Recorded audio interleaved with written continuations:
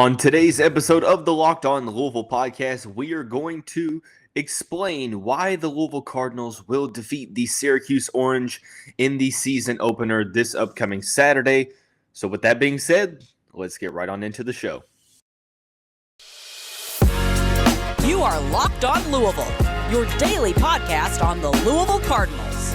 Part of the Locked On Podcast Network, your team every day.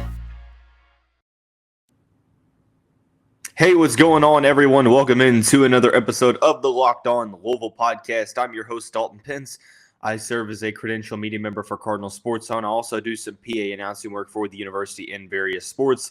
I want to take this time to say thank you all for making us your first listen of the day. Just a reminder, the Locked On Louisville podcast is free on all streaming services 5 days a week. Your team every day. On today's episode of the show, I'm going to explain why the Louisville Cardinals will defeat the Syracuse Orange in the season opener coming up on Saturday evening. We will then transition into discussing why there is a lot riding on this game for the Cardinals. And then in the final segment, we will identify and discuss the three keys to the game for the Cardinals. That includes getting Syracuse's offense in third and long situations, setting the tone early for the Louisville offense, and winning the turnover battle. Before we discuss why I think that Louisville will come out victorious in this matchup, I do want to give you a little bit of a scheduling note. I unfortunately had a death in the family, so the previously planned content that I had for tomorrow's episode and Friday's episode are probably not going to happen. I will be out of commission for much of the next 2 to 3 days. So just wanted to come on here and tell you that if you're expecting some episodes tomorrow and Friday, just know that they are probably not going to come. We will be back in action on Monday to recap the game. But so let's get right on into discussing this. I think that Louisville will come out victorious in this game. Look, this is a matchup that I predicted in the Cardinals' favor really ever since the schedule came out.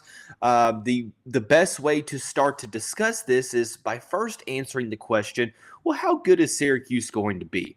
Dalton, you've said that you think Syracuse could perhaps be the weakest team on the schedule in terms of ACC opponents for the Louisville Cardinals. But in depth, what are we looking at in terms of Syracuse? Well, for starters, the ACC released their preseason rankings with the votes and things like that. The Syracuse Orange finished last. Picked to finish last in the ACC Atlantic Division, just behind Boston College. The Cardinals, for reference, were picked fourth behind Wake Forest. I think that came before the news from Wake Forest on Sam Hartman's absence. So, like I said, you have Syracuse. You have a team that's predicted to finish last in the conference on their side of the conference.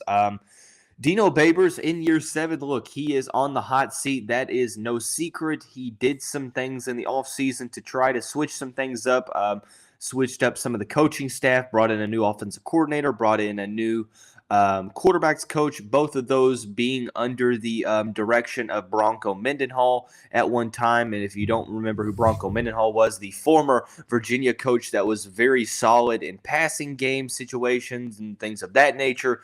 So, it's been rumored that Syracuse is going to try to run more of an up-tempo offense, try to keep defenses honest, just essentially get more involved in the passing game. And let's be honest, Syracuse was one of the worst passing offenses in the country last year. Garrett Schrader simply was not all that solid in that department.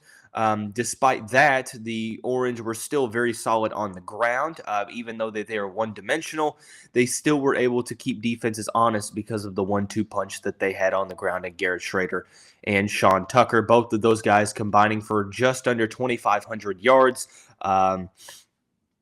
Essentially over 85% of the team's total offense came from Garrett Schrader and Sean Tucker. Syracuse's offense was top 20 in the country in rushing yards per game, yards per carry, rushing touchdowns per game. The Louisville Cardinals last season defeated the Syracuse Orange 41-3, and one of the reasons that they were able to do so and do so in such convincing fashion was because that they were able to limit what the Qs were able to do on the ground. I think allowing only about 130-something yards in the rushing department, which equated out to about under 4 yards per carry. So Louisville's defense did what they did multiple times last season. That was improve the rushing defense. So defensively speaking, going back, finishing up on the offense, yes, they are looking to switch some things up, but I question how effective that's going to be with Garrett Schrader at quarterback. No disrespect to him, but it seems like they're kind of limited with what they can do on offense because of Schrader's limitations as a pocket passer. So it seems like Syracuse will at least rely upon their bread and butter in the rushing attack throughout the first couple of weeks. Maybe Garrett Schrader progresses throughout the season, but week one with the new offensive coordinator, you have to think that the Louisville defense is at somewhat of an advantage there. But it's a team that returns some pieces on the offense. They have a running back coming in from New Mexico State who's supposed to be pretty solid as a backup. Offensive line-wise, not the greatest at protecting Garrett Schrader last season, but they returned some pieces on that line, especially their left tackle. Defensively speaking, look, this is going to be a defense that on the interior, in the trenches, they're replacing a lot. That's some good news for the Cardinals, considering that Louisville has a veteran offensive line. Curtis Harper, who was pretty solid on the interior. He transferred to Akron. They saw 4 seniors graduate last season. So it says on athlonsports.com that leaves just 3 scholarship returnees who played meaningful snaps of action on the defensive front. Obviously, solid linebacking play, solid cornerback play. Michael Jones, we discussed on the Players to Watch episode. He is back. Marlo Wax and Stephon Thompson. That trio is pretty solid. And then you have Garrett Williams and Deuce Chestnut in the back half of that defense. Elijah Clark transferring in from Rutgers, and Braylon Oliver, who transferred to Oregon State and is now at Syracuse, the former 2000 Flyville 2021 prospect in Braylon Oliver. So it will kind of depend on the defensive front for the Syracuse Orange. It's going to be kind of interesting to see how that will kind of result for the Orange, because you have a solid back end of the secondary and, inside the middle. So you would expect maybe the passing defense to be okay, but if you're not able to get after Malik Cunningham, if you are not able to get into a situation to where you are putting a lot of pressure on the opposing ball carriers, it's going to be a tough day for the Syracuse Orange. But that's kind of a little preview of the Orange, why I think that the Cardinals will come out victorious in this one. There's a couple different reasons. I think I would be remiss if I didn't mention that the Cardinals have probably not have had much success against any other team in the ACC than they have the Syracuse Orange outside of 2018. They've been very, very solid against the Orange since joining the ACC in 2014. They have defeated the Orange by over 20 points in each of the last 3 matchups. Last season was the most convincing, 41-3. They returned a lot of players from last year's team that played the Orange, so there's that familiarity aspect. You always have the concern of whether or not a team is going to start out flat or, work through some of the growing pains. But with a very veteran-led group, I wouldn't necessarily expect that to be that big of an issue for the Louisville Cardinals in this matchup against Syracuse. So I think that me making this prediction is kind of the result of that veteran presence coming back. I think that this Louisville team got better on both sides of the football. You have, your offensive line back. You have solid skill positions. Your running back position got better. Malik Cunningham is back, the heart and soul of your offense, the heart and soul of your team. And not to mention, you have talented guys at the wide receiver position. That's kind of the only position that has remotely any amount of concern for the Cardinals on the offensive end.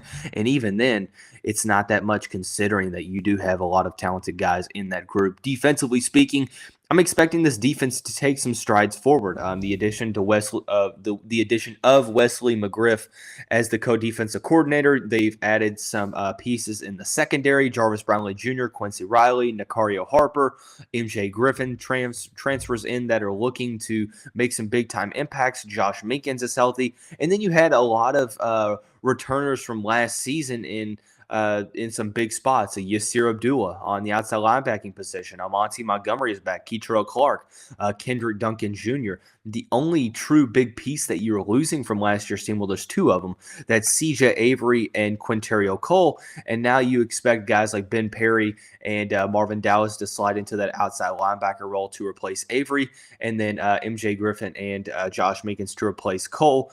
Des Tell has taken a step forward on the defensive line.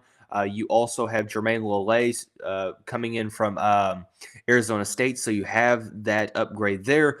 On the edge, Ashton Gelati and Yaya Diaby offer some consistency. They offer some solid pass rushing options. Gosh, I can't speak today. And then I forgot to mention Chandler Jones is back as well. So overall, I mean, you have some very solid pieces. Momo Sanogo joins the mix as well in the middle linebacking core, trying to be solid next to Monty Montgomery. So I think that this is a Louisville team. People talk about Syracuse. Oh, they're switching some things up on offense. They still have solid pieces. The 41-3 that contest doesn't necessarily maybe reflect how decent Syracuse was last year, but this is still a team that's predicted to finish last in the conference. On their side of the conference, I should say. This is a Louisville team, on the other hand, that's gotten better on both sides of the ball on paper. They've made some changes to their coaching staff as well, so I'm expecting Louisville to win this game. It wouldn't really surprise me if it was by less than 14 points. First game of the season, sometimes teams have to shake off some rust. This game could be another 20-point win, or it could be one that's a single possession. But I do think that Louisville comes out victorious in this one.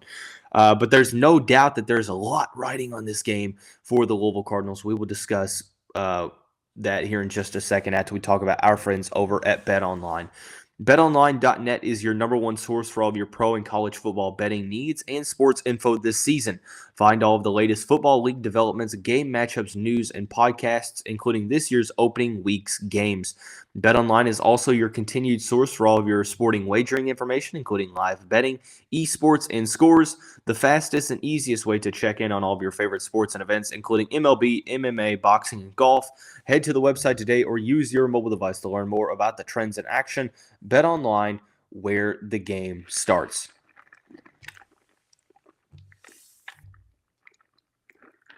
So, heading into the second segment, as I mentioned before, discussing BetOnline, there's a lot riding on this game for the Louisville Cardinals.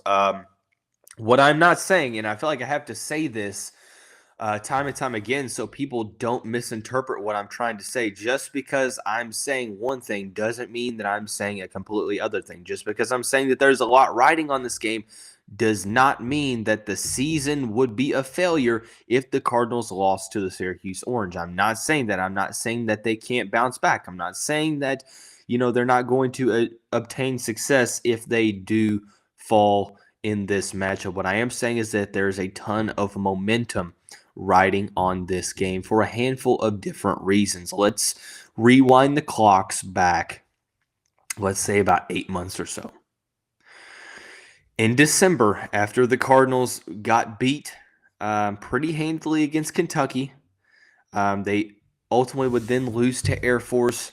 In early December, late November, a lot of Louisville fans were asking for a change. They were pushing for a change. The rumors that Jeff Brom wanted to come home and be the coach at Louisville was spreading like a wildfire all over social media, all over message boards, and people were, they were on board. They were getting on the Brom train. There was even a Twitter account, the Bring Brom Home guy. My Lord, under every single It seemed like under every tweet they were there, saying bring Brom home, bring Brom home. But it got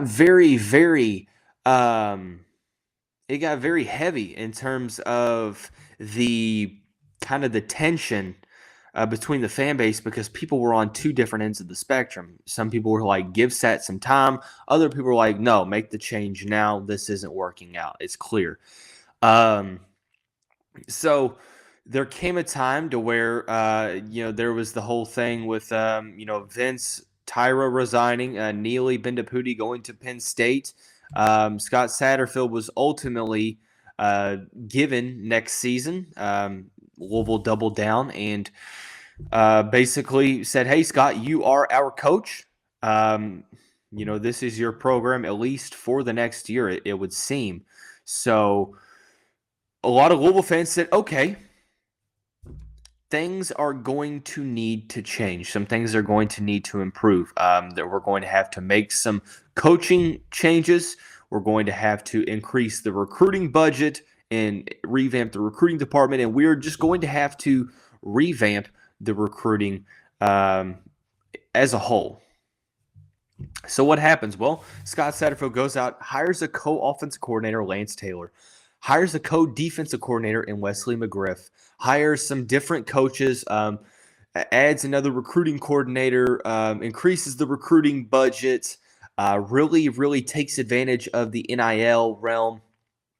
And since January, Scott Satterfield has been on a recruiting trail, a recruiting momentum that we have never seen here at the University of Louisville. I think a lot of people would agree with that, especially not since the ranking services have been adopted back about 2 decades ago. Excuse me. So that's kind of alleviated some of the concerns from the fan base. A lot of boxes were checked off in the offseason. Obviously, the results were the thing that mattered most. A lot was riding on year 4. So over the past couple months, a lot of Louisville fans have essentially kind of switched their tunes. When it was back in December, we want Jeb Brom. Now it's like, oh, Scott Satterfield has this program rolling and going in the right direction. However, I agree. However, I think that he does have the program going in the right direction. And I wasn't necessarily on board with a move at that point. I think it takes some seasons for a coach to get his guys into the program and leave his mark on the program. So year 4 was always going to be the telltale sign for me. There's no moral victories this season. You have to get results here if you're Louisville. If I've said it, you have to win at least 7 games, in my opinion. But going back to the recruiting momentum. That momentum has sparked like a wildfire over the past couple months since January. Now we are back in a spot to where the results are going to matter. Year 4 is upon us. I'm not saying that momentum would be lost, but a win against Syracuse would continue that momentum from this fan base, not just from the recruiting standpoint, but from a morale standpoint, from a fan base's morale standpoint. There's a lot riding on this game. And then you look at this from the team perspective. I think it's objectively fair to say that the back half of the schedule is more difficult than the first half. Like, Louisville needs to rack up wins in the first 6 games of the schedule. Going up against a team like Syracuse, who's predicted to be to finish last in the ACC Atlantic Division. Look, this is a huge opportunity here for Louisville. You have the opportunity to continue the recruiting momentum. You have the opportunity to continue the momentum for the fan base. Just continue to swing that pendulum of momentum overall from a whole program standpoint going into the the bulk of the season. So if you can build up your wins in the first part of the season, you can afford to lose some games in that back half, which it's probably fair to say that they're going to lose some games in the back half because, you're playing 4 teams that you lost games to last year in the final 6 games. I do think that 7 wins is probably the expectation here for me, with the opportunity to even rise to higher ranks. So a lot riding for the Cardinals in this matchup. But Speaking of this matchup in particular, let's talk about the keys to the game for the Cardinals. There are 3 of them. We'll discuss those here in just a second. But hey, Cardinal fans, thanks again for making Locked On Louisville your first listen every day. Just a reminder, the Locked On Louisville podcast is free on all streaming services, including YouTube and now WHAS 11 Plus. Be sure to go to WHAS11.com, scroll down to the sports section, and you can watch all of the Locked On Louisville podcast shows 5 days a week, your team every day. 3 keys to the game for the Cardinals. It's getting Syracuse's offense in third and long situations. It is getting the offense going early for Louisville, and then it is winning the turnover battle. Look, I don't think it's any secret the best way to throw a wrench in the game plan of an offense that really runs the football well is to get them in third and long situations to where they are forced to pass the football. I mentioned it over and over kind of in various episodes. It's make Garrett Schrader throw the football. Make him beat you with his arm. Get it to where you are forcing Syracuse out of their comfort zone, force them into a position to where they have to kind of escape their initial game plan and kind of go on the fly and see how things work. I think that is a good spell for solid success here for Louisville. Defensively speaking, that is also you would say is converting on third downs on the other end as well. And what I mean by that is getting off the field, not allowing Syracuse to convert on 3rd and 8, 3rd and 9, 3rd and 10, 3rd and long. Any type of third down is getting off the field for the Louisville defense, not allowing Syracuse to gas your defense up, so to speak. So offensively speaking, I think it's pretty straightforward. It's getting the offense going early. We saw what happened when they did that last season, and the game was over by halftime. Obviously, the defense got into a groove as well. But if Louisville's offense is able to get going early, extend drives, win the field position battles, or even if they don't score, they're forcing Syracuse to go 70, 80 yards to evidently get into the end zone. But if Louisville's able to get on the scoreboard early, get Syracuse to where they're in, a multi-touchdown hole or even a double possession hole, I think that bodes well for the Cardinals. Getting Syracuse out of their game plan is kind of the blanket key to the game that these 2 keys fall under. It's all about making that offense uncomfortable, forcing them to play a style that, hey, they've shown that they cannot be all that successful with, or at least they showed it that way last season. So at the end of the day, that's kind of the 2 keys on both sides of the football for me. From a overall standpoint, winning the turnover battle kind of sounds cliche, but it is of the utmost importance this season. What we saw over the past couple seasons for the Louisville football team, when they hold on to the football, they're winning more games than not. They are not coughing games up. Obviously, Dalton, if you win the turnover battle, you have a better chance at winning. Duh. Yeah, but this is a little bit different. Syracuse is a team last year that was not good at creating turnovers. They only forced 7 takeaways last season. This is also a team that Louisville last season did a little bit better than 2020, but they still struggled in forcing turnovers as well. So not giving Syracuse good field position, not just granting them opportunities. I think that it's just a matter of Louisville doing the little things well in this matchup against the Orange, which is going to be of the utmost importance here. But overall, I think that if you want to go with maybe another one on the outside looking in, it's protecting Malik Cunningham as well.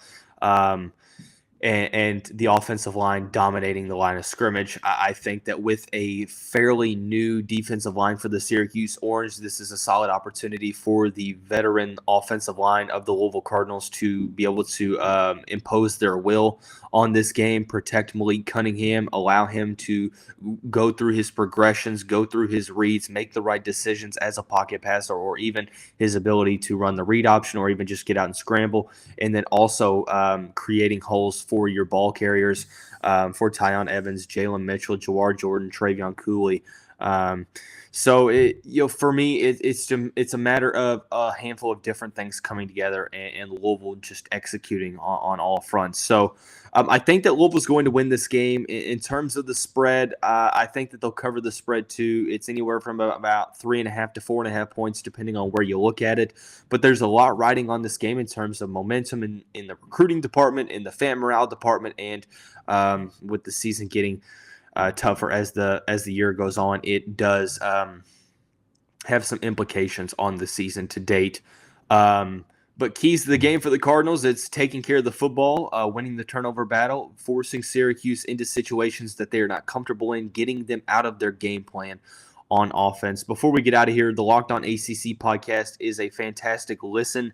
Candace Cooper, the host, does a great job of covering the conference as a whole. So be sure to check that out on whatever streaming service you use. But hey, that's probably going to wrap up this week's episodes of the Locked On Louisville podcast. Everyone have a great week. Have a great weekend. Enjoy college football. But most importantly, go Cards. We'll see you right back here on the